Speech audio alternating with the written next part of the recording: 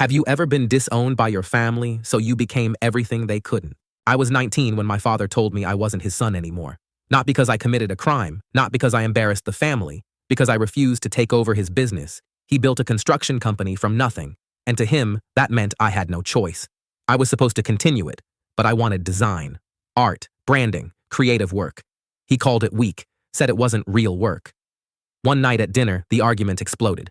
He stood up and said, "If you walk away from this family business, you walk away from this family." I thought it was a bluff. It wasn't. By the end of the week, my things were packed. My mother didn't stop him. She just stood there, silent.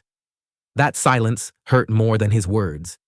I slept on a friend's couch for months, worked warehouse shifts during the day, learned design software at night from free tutorials. I remember nights staring at the ceiling thinking, what if they're right? What if I'm throwing everything away? But something inside me refused to quit. I started online freelancing, $50 logos, $100 branding kits, rejected constantly, ignored constantly.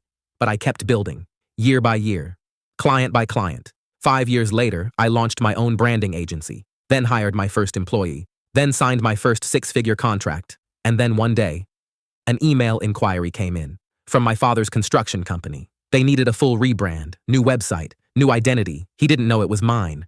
When I walked into that meeting, his face changed. He looked at the logo on the presentation screen, looked at me, and understood. I could have humiliated him, could have thrown his words back in his face. Instead, I calmly said, "I'd be happy to take you on as a client." Client, not father. The power shift was silent. He had to sign my contract, approve my pricing, respect my expertise. The same dream he called weak, now it was the reason his company needed me. That was the revenge. Not yelling, not cutting him off, becoming undeniable. They disowned me thinking I'd fail. I built something they couldn't control. And sometimes the most intense revenge is success so loud they can't ignore it.